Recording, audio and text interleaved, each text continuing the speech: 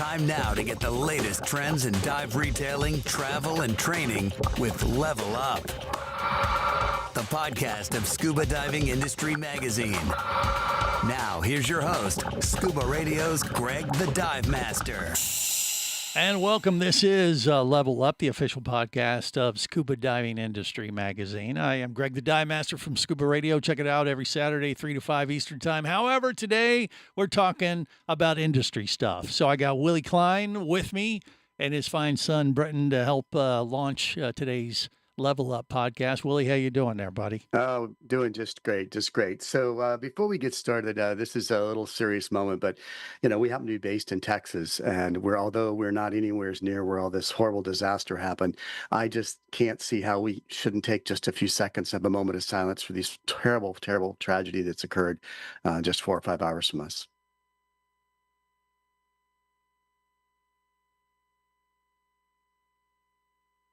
Thank you. I would just be with all those families. It's so hard to talk about really fun stuff when such tragedy is going on. So you have to address it, I think. So anyhow, so we're back. Welcome. We had a great issue. This issue is our midsummer issue. So we thought it appropriate that you should be able to see right here, a diver in Iceland, freezing cold water, which everybody would like to have in July. So, well, I don't know about that cold. I've been there. It's just above freezing in a lot of those spots, but it looks amazing. Looks extremely inviting until you stick your toes in there. And one word says it all: shrinkage. Moving on, right? So Britain is with us as well, and I think we probably need to go right to him and find out what's going on with you, Britain, don't we? What do you think? I guess so. Well, it's so great to be back, everyone. And that's right, Greg. We do have a couple fun things that we're rolling out. As we know, we're just 126 days away from the DEMA show now. And it is time to make your brand impossible to miss. So Scuba Diving Industry Magazine is offering a Dive into DEMA 6-month marketing package designed to get you in front of dive professionals before, during, and after the show. It's a powerful bundle, and it includes our monthly print and digital issues. Plus, we offer sponsored emailers to extend your reach even more, even deeper. But we're also offering special co-op advertising programs for tourist boards and resorts as well. And if you remember from last year's DEMA show, our special DEMA issue is hand-delivered in the DEMA show lobby. Plus, we include a handy exhibitor directory, putting your message directly in the hands of every attendee. And that's in addition to our normal print and digital circulation for October, of course. But if you are interested, please give me a call. My contact info is in the summary for this episode. But guys, I'll swing it back to you. That's all I had. That was a lot. That was a lot. I know it. Yeah. Only 126 days to DEMA. By the way, right here in my backyard. Scuba Radio is based in Orlando, so I love it when it's here because I can kind of play host and say, "Hey, go here, go there. Don't avoid this place." But but come over here, and we got a lot of new stuff for the dive industry to check out in the off hours of the DEMA show this year in November. So it's going to be quite an event indeed. All right, so Willie, getting right to it. We got to get to someone who's on the road. Otherwise, literally on the road. We're going to lose him if we don't. And that would be Dan Orr, the man of the hour. I don't know. Where are you at? Somewhere in the Great White West or where? I'm in the high desert of eastern Oregon. Okay, should we congratulate you or just say, glad we're not condolences. You? Oh, yeah, condolences. That's good. All right. Close enough. What do you got for us this week there, Dan? We were talking about the checklist and doing a consistent pre-dive ritual and being on a lot of dive boats like we all are. And of course, you may be on a liveaboard, but then you either get on a Zodiac or to get a dive site and you want to be able to check yourself. And check your buddy. And so doing what I call my safety cross, where I'm checking to make sure that my breathing gas is on, my pressure gauge is working, everything is where it should be before I get in the water. And then I repeat it once I'm in the water. And then no one can hear it when you do this, or like, no, it doesn't go like that, does it? No, it's not a verbal one. No, I do a cross. Okay. I figured that was the case. To across, and I'm making sure that this is where it should be. That's where it should be. Breathing gas is on, weight belt and weights are on. Everything is ready to get in the water. Gotcha. I like that. That makes total sense. And once Are you again, losing me? But page 7, checklists and a consistent pre-dive ritual. So that is a continuation of things. Gil has a question or comment. What do you think, Gil? Right. That's an excellent reminder, because when I was in Palau a couple of months ago with a group of 12, 11 of us were waiting on the bottom for the 12th person. She jumped off, started to descend, and realized she didn't have her fins on. Oh.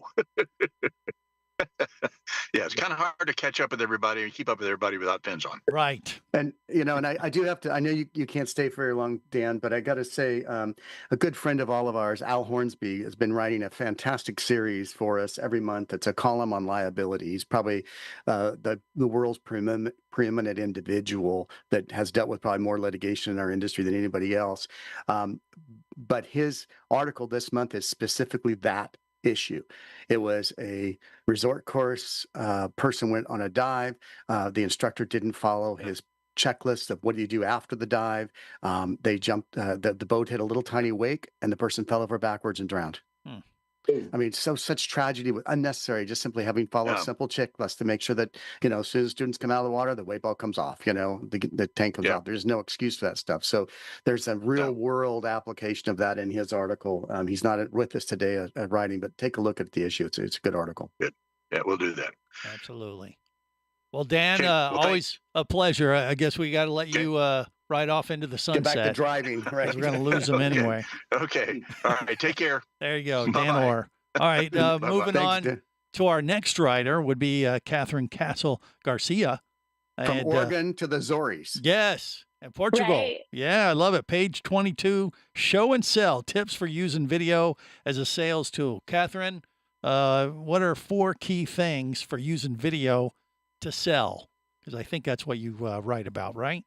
Yeah, this article, we first of all addressed why video, and that answer might be duh, it's what everybody does, but the why behind it is a fourfold answer. First of all, we're speaking directly to potential clients, and they get to see your face and kind of put the face to the name and get an idea of what you and your business are all about. My personal example that I used was Sir David Attenborough. I have listened to him and watched him so much on the various nature programs that I feel like I know him. And you can do that with your customers with video as well. Maybe not as well as Sir David does, but if you develop a consistent video program with your business, your customers will begin to know you. So that's number one. And Greg, you can certainly attest to that. I mean, you have a face for radio, but you're on live all the time. Well, we do YouTube just to prove it every now and then. There you go. Like, gosh, he really does have the face for radio. Look at him. What a mess. There you go. Okay. So the second why is your customers actually expect this and they want it. Surveys have indicated, and the data supports, that people want to see an explainer video of who are you and what do you do before they engage with you. We're a little more reserved due to our screens than we were, let's say, 10 years ago. But now having an introductory video is actually a really good thing. And if you don't have it, it could work against you.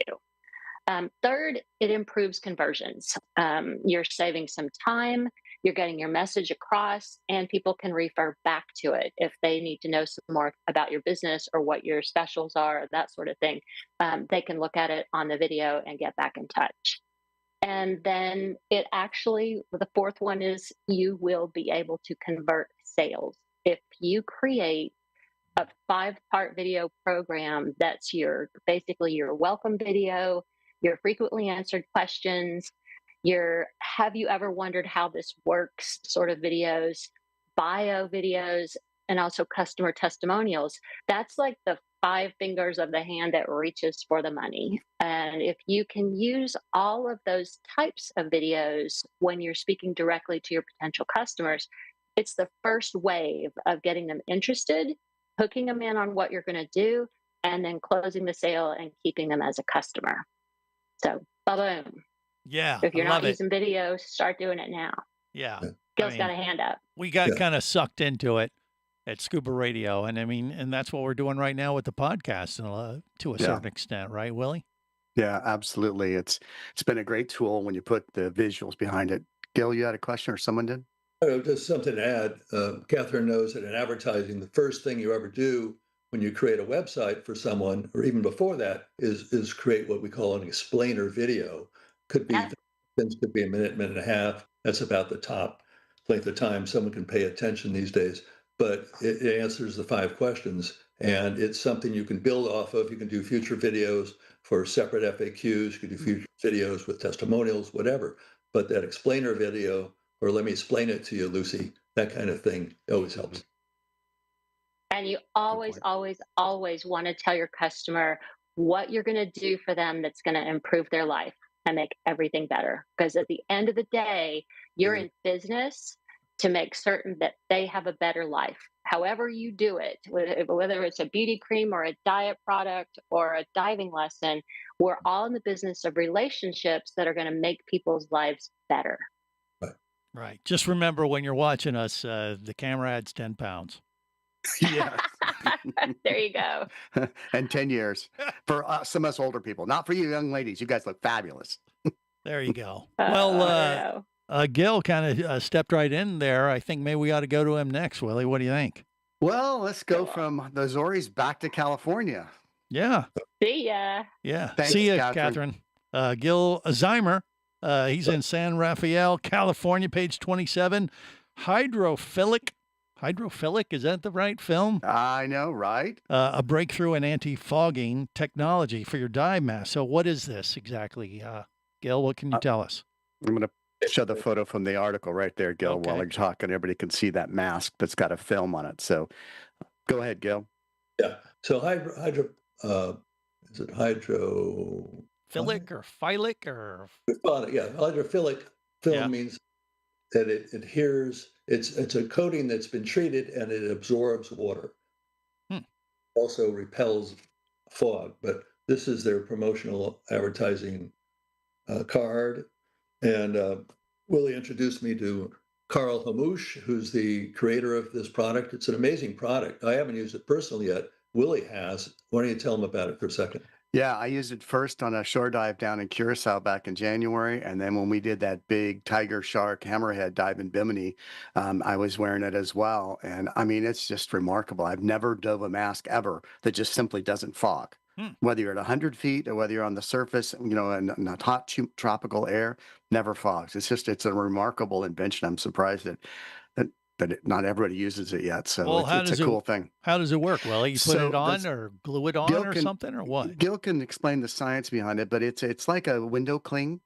Basically, you just peel off 2 sides and it goes in your mask and you can trim it to fit the exact lens of whatever mask you have. And it's a one and done thing and it lasts forever. Yeah, wow. You can either do the individuals like that, or they have a big one depending upon your mask shape. They got 5 or 6 different shapes, but I mean, this isn't necessarily an advertising because it's something unique and a breakthrough. And Gil did a great job of trying to explain the concepts behind it because there is science. The guy that invented it is a doctor and has done a lot of swimming. Not to take your thunder away, Gil, but we've talked to him on interviews as well, and he's just a cool guy. And wasn't even a diver when he started. He was in the swimming world. Yeah, he had a background of swimming. He was born in Syria, I think. Lebanon, I think, yeah. He came here as a kid. Family moved to Iowa, and he started swimming. And he swam all through middle school, high school, college, a lifelong swimmer. And his goggles always got fogged up. So he said there must be a better way. He invented this. He met a guy in Florida named Brent who is helping him market it. And Brent was at DEMA last year. I wasn't there, but Carl and Willie told me there was always a line out the door of their booth for people to buy it, test it. And each package looks like this. And inside are 2 lenses, a little scraper or scrubber to get the air bubbles out. And all you do is cut the lenses to size of your mask. They're different size packages. And you peel off all the film, put a little drop or 2 of water, and it adheres, and it lasts for years, maybe, or months, maybe years. And So he invented this product, and then Brent helped him get proof of concept. And now they're selling it. There are ads now accompanying this story in Scuba Diving Industry Magazine. He's going to be at DEMA. He can't come to DEMA because his wife is due any day around then. He's getting certified for diving right now, and he's excited that this product is coming to light. But it was just a dream product that happened at the right time. And Cathryn, yes. Cathryn wants to order one, I think. I want to know, how do I get this product? Yeah, see, I knew. And you've already told me it's going to make my life better. So tell me how I get it. I believe the URL is in the article but it comes in all these different sizes. And type of mask, if you have a full face mask, you can get one of those. If you have lenses, different size side lenses like my mask, you can get it to fit like that. Yeah, but it's called Fog X, according to the packaging X, there. Yeah. And, Fog X. So it's available direct to consumer. Direct to consumers as well as retailers. Yeah, both. Okay. Through the app, really created. Yeah. Yeah, he's actually trying to expand his dealer network so it becomes more easier for people to get the product. So he'd prefer to go through wholesale, ideally, but they do direct sales. Yeah. And I'd like to buy that from a dive center because I think they're probably going to get really good at installing the lenses. So that would be a great way to order it and have it available at my local dive center so they can help me. That's a great idea. It kind of looks similar to like installing a screensaver on an iPad or something. Similar, yeah. It does. It has a front and the back piece you peel away, but it goes on super easy. I mean, it's kind of cool to come across something that's A, very inexpensive. It's not, they don't charge a fortune for it or anything. And B, it just simply works. It works fantastic. I mean, and they've had people do it ice diving even, and it works fantastic, which is, I guess, a horrible environment for fogging. Well, I'm going to the Maldives in 3 weeks. Sounds like I got to place an order. That sounds pretty good. Yeah, definitely. We'll get him to do that. So thanks again, Gil. Great article, by the way. I just put the URL in the chat for everyone here. There you go. There you go. All right. Well, next up, we got Jeff Cinciripino, Rocky Hill, Connecticut. And on page 37, winning with a balanced scorecard, part 2. So tell us why a scorecard is important to retailers there, Jeff. Yeah, this was our second part of this series. And like everything, I like examples when I'm trying to learn something. It just helps me to think about things along that line. So I thought as a follow-up to that first article, I'd kind of take through a fictional case study of a local dive shop. You can tell I'm a very creative person because I got XYZ Dive Shop out there as the store in question, but I could have said Jeff's Dive Shop or something like that. But anyway, XYZ Dive Shop is just a local dive shop, typical of a lot of different areas. I didn't specify it to a particular location, but it's kind of has 4 seasons of their dive year, mainly in the Northern Hemisphere. Our summer is our big time of the year that we do all of our training and things like that. And we're about an hour or so from an open water site. So typical, a lot of small dive shops like this out there. But the scorecard really takes us from, let's just not measure our profit and loss. They're very important, and our balance sheet is extremely important from a business health perspective. But how we get there is by planning. And the balanced scorecard is a great way to help you plan across multiple dimensions of your business. We got the financial metrics, the customer metrics, employee and growth, and things along our internal processes. So I tried to give some examples there of different KPIs, key performance indicators for each one of those areas. So for example, if we're looking at our dive professionals, our internal growth and education perspective, we might want to look at How many new certifications do our dive pros get in a year? That helps us to raise the bar for our training across all levels. And some of the things you might want to do with that is, how many do you want? How many certifications do you want them to get in a year?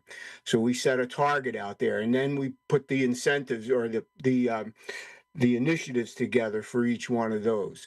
How are you going to get them there? If you want this, you got to make a little bit of an investment in it. You might want to celebrate some of their successes with their blog posts or social media posts out there on that. So it's trying to build your strategy around it. So that's just one of the examples that we provided there. A lot of times, in a business, especially if you have a service department, the last thing you want is customers coming back with equipment that was serviced and is not operating properly. So do you want to start tracking how much stuff comes back? How much rework is there? And then what are you going to do about that? How are you going to solve for some of that stuff? So the balance scorecard looks at all those things across levels. And, I talk a little bit about some of the financial things. How many of your open water students are coming back after their certification? It was always a challenge at the dive shop, is you invested so much money and time. Your students invested all this money, you've invested time, and then they don't come back. So how are you going to get them back into the community? One of those ways is percentage of the number of new dive travelers. You have your core group of people, they come with you all the time. You can track that. They're really good at signing up for trips. But how many new people are coming on? Should you set a target for that? Is that going to drive your results? So there's a lot of different ways to build a strategy for a business. And if you're struggling with that a little bit, you might want to take a look at a balanced scorecard approach to drive your strategy. Develop your KPIs, your key performance indicators, set your targets, and then start to put some initiatives in place that help you get to some of that stuff. Caution though, be careful. Just because you can measure something doesn't mean you should measure it. It's got to tie back to your mission statement. And I know there's a lot of people have different opinions about mission statements, but I'm a big believer in it because it helps keep you grounded. It helps keep you grounded. It helps keep your staff grounded, and it helps your customers understand why you're there. So spend some time on your mission statement if you haven't, and then drive your key performance indicators off of that. And hopefully when you look at the end of the month or the quarter or the end of the year, your profit and loss is going to be where you want it to be, and your balance sheet is going to be strengthened. Sounds to me like we need an article on how to build a mission statement. Mm-hmm. Maybe. I mean, it's not a simple thing. I've gone through the process with DEMA, the organization itself, and it's amazing how much goes into doing a simple mission statement and how much time and energy it took and hours to come up with just a simple statement that we use for the organization. So it's not something to easily just it takes 2 seconds to write down. And maybe Cathryn or Shelli might want to dive into that too. What do you think, Cathryn? She's just giving thumbs up. That's all. I was like already taking notes. Oh, good. What is the mission statement? To make crap loads of money. No, is that it? No. I'm on it. Yeah, Thanks, Cathryn, Jeff. we could work on that together if you'd like. Awesome. That would be super. I'd love that. No, Okay. maybe, we love collaboration. So thank you again, Jeff. We really, really love your comments, and it's just so spot on for retailers out there. So Greg, we go now from Rocky Hill, Connecticut to Dallas, right here in town, Dallas, Texas. I think they're no more than 2 miles from where I'm sitting right now. There you go. We got David and Lily, page 11. They wrote an article, Scheduling Time to Smell the Roses. Okay, so building time for disruptions, but what does that mean? To stop and smell the roses. Lily, you want to take that, or who's going first? David's going to start. Okay, go ahead there, David. What can you tell us about smelling the roses? but we got to turn on our mic. Gotta have your speaker. There we go. There All it right. is. I That's was being fine. nice and keeping it on off. He was he you- was busy smelling the roses. Yes, exactly. No, but when you're traveling across the world, both you and your luggage have probably been on several planes during this trek. And usually there's some major connection hub airports that you'll be passing through near the end of your journey, sort of like Tokyo or Hong Kong or Singapore or Taiwan or other large airports that have a lot of flight connections in them. Before you're going to your final destination, sort of like either to a resort or to a liveaboard that you're going to catch, you might want to take a day or two off at this connection hub to smell the roses, meaning that you're going to go explore the city while also allowing for time for any flight issues to be resolved, such as either you or your bags making it to the hub on schedule, because a lot of times there's a lot of mishaps. And a major international airport has lots of attractions to go see, and they're generally a destination in their own right. Mm-hmm. Right, Lily? So just to give an example, we had scheduled a trip for liveaboard in Papua New Guinea, and we were flying from Dallas to LA to Sydney and Cairns, and then from Cairns to Port Moresby to catch the boat. But when we did the plan, we decided to stay a couple of days in Cairns just to see some of the sites and to see the tablelands and that. And it was a really good thing that we did do 2 days, because when we got there, 2 of our 4 luggage were with us, and the other 2 went to Japan.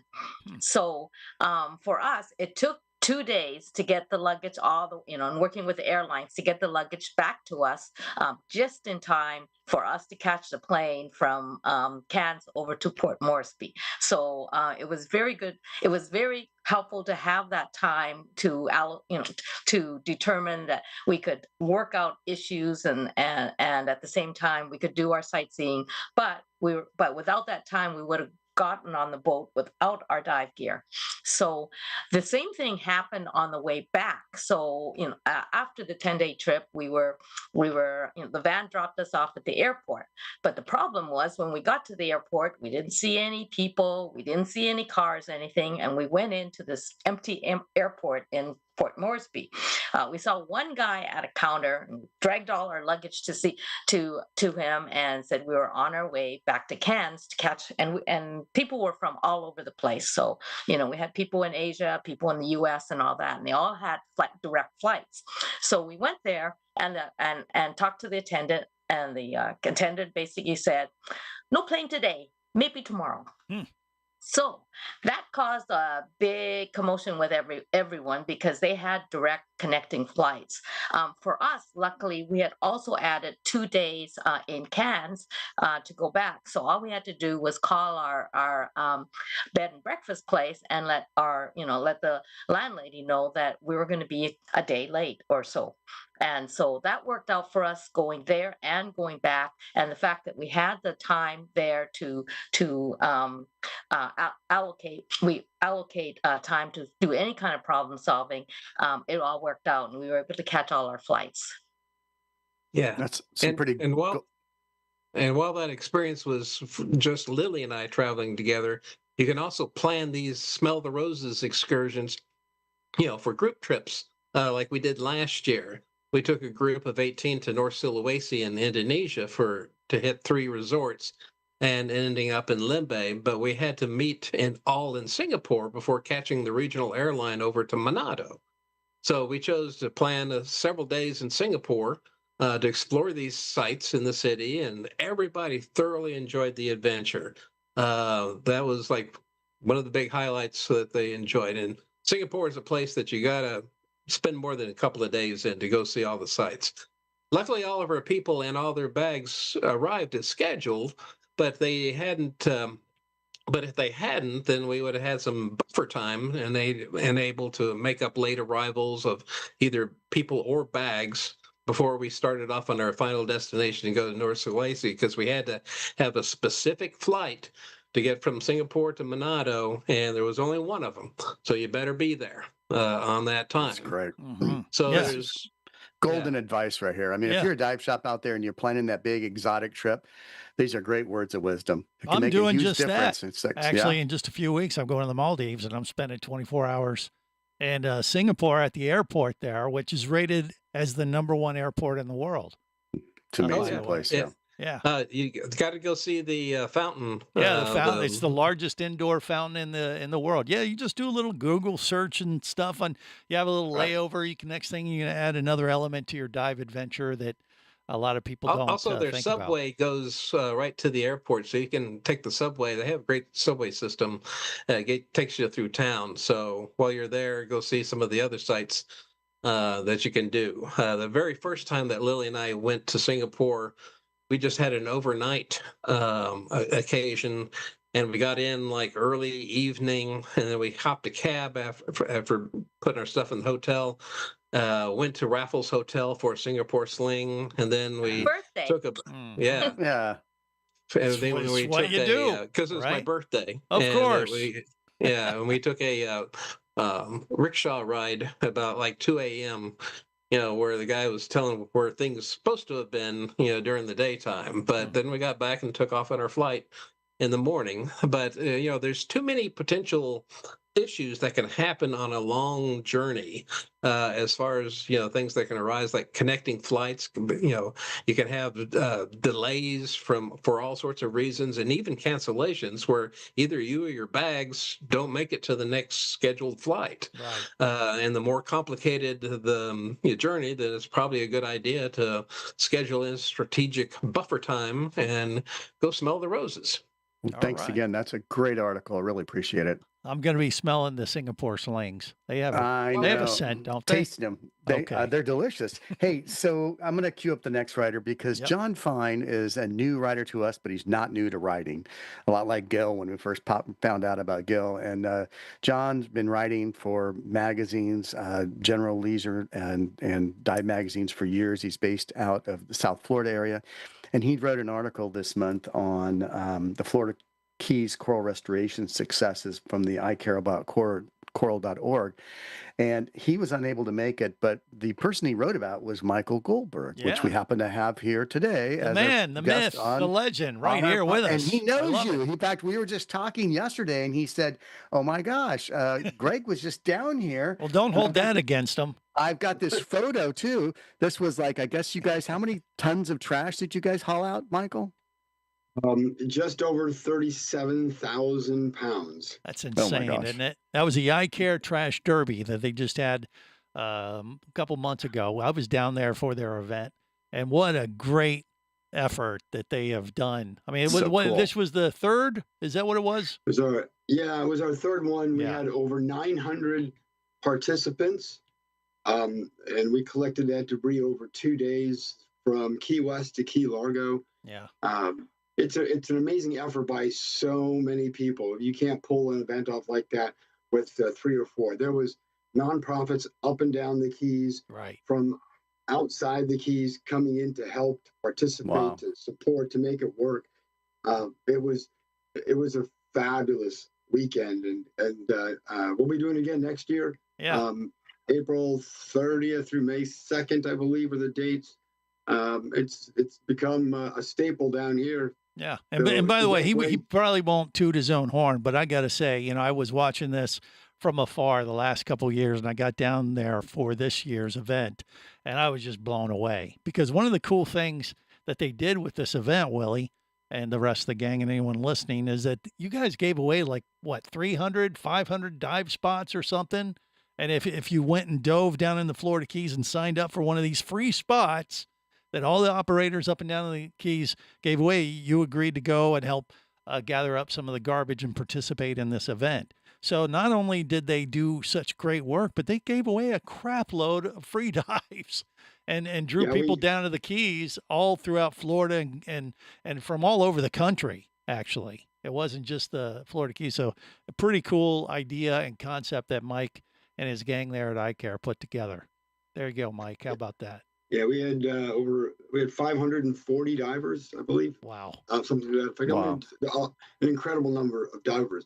But know that I.CARE, what we do isn't cleaning up the reef. That is technically is a fundraiser, but it's a great way to raise money and awareness for the work that we do. But we are a reef restoration group here in Florida, and we've been in existence now for 5 years. We started our organization along with my co-founder, Dr. Kylie Smith, to empower recreational divers to be at the fulcrum, be at the core of the work that we do. We've put out tens of thousands of corals, many thousands of sponges, and over 90% of that is being done by recreational divers. I own a dive business as well, but my goal was to give our community a voice, an active voice, so they could be a participant in something that is incredibly important to our existence as an industry. And it is largely, at least in Florida and in many parts of the world, it's overlooked as the way to rebuild a coral reef. So we're excited. It's been working. Our group has now educated and trained over 5,000 divers in 5 years. It's an astounding number, but it shows the hunger. It shows the desire of our community wanting to make our reef better than it is today. And it's at the core of everything that we are talking about here today. We're all divers. We all care about the reef. Well, the reef needs and really, truly does need our help.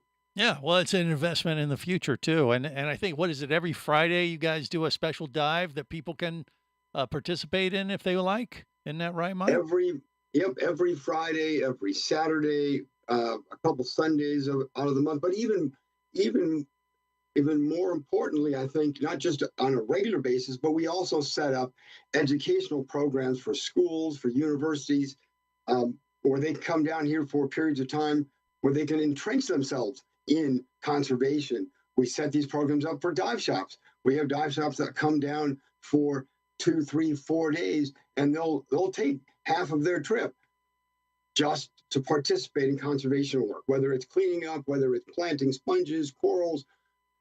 We stop at nothing when it comes to the science. We have some of the world's best scientists in our organization,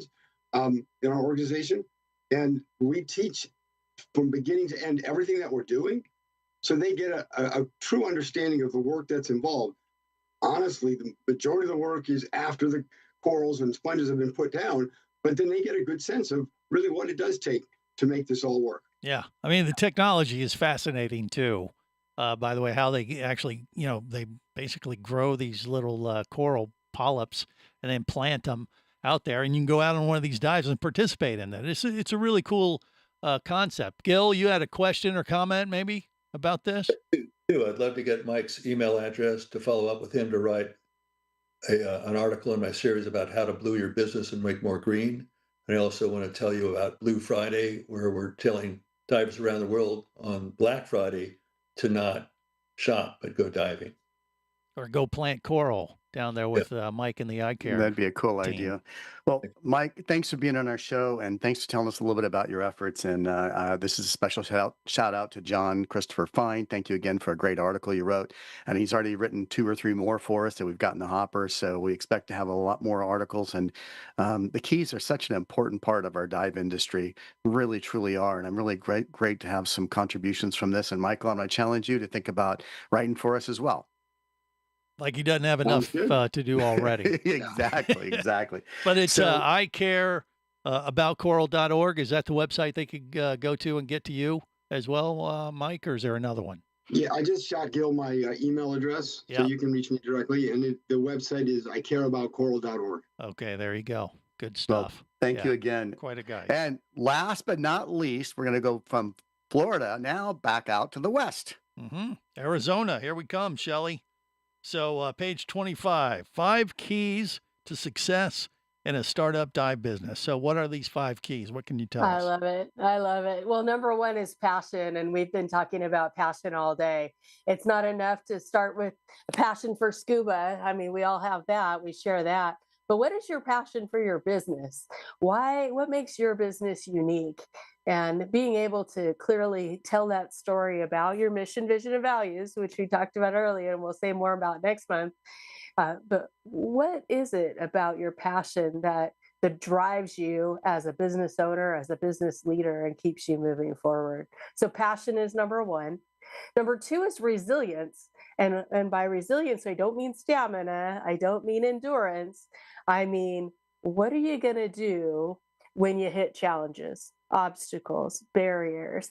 What's going to keep you going forward when you hit those roadblocks and things like that? Because we all do. It's part of being a business. It's part of creating a new space in your market and so forth. So resilience. Flexibility is number 3. So we know from both science and from lived experience that when we behave in a way that's a rigid mindset, rigid in our thinking, we limit ourselves. So we always have to be adapting to what's new in the market, new products, new opportunities, new market segments, new opportunities for collaboration. What are those new ways we can continue to adapt and move the business? Number 4 is futuristic mindset. So that's kind of related to this idea of continuing to improve and look at where is the new and next emergent opportunity as well. So always looking for that new niche, that new opportunity to expand or grow into a new direction. And then lastly, ambition and action. We kind of combined that together because you got to keep going. You want to never say quit, right? Business is it's a long game. You always want to keep moving forward, but sort of beginning with the end game and thinking longer term implications of the choice today, not just looking for today's transaction, but how do we build? Cathryn talked earlier about building that long-term relationship with your customers, building that long-term legacy in how you want your business, your staff, and your own actions in the world to be remembered. So that's the short version. That's good. Read the long version on page 25, but I think of those 5 keys. To me, as a business owner and having done what I've done for the last 4 decades or so in this industry, I think flexibility is probably the most important thing there, because so many times you have to be willing to take a right turn, take a left turn. Well, that didn't work. Well, it doesn't mean it's a fail. Just got to try something different. Right. So thank you, Shelli. I love this series. I think it's so needed, and it so applies to just about any startup or any business in our industry. So thank you for taking time to write that great article. Thank you. Yeah, excellent stuff. So Greg, I wrote 2 articles this month. One was always from the publisher, and they both are tied to the same thing. And I do want to talk a minute about on page 30. There's a great article. If you get a chance to read this June issue, there's been a lot of research out that's new and that deals with mostly consumers, but it's a trend that we're seeing in the advertising world is return of touch is what they're calling. And there was a new Harris poll that just came out a couple of months ago. And it was a very extensive survey across all the different demographics of consumers out there.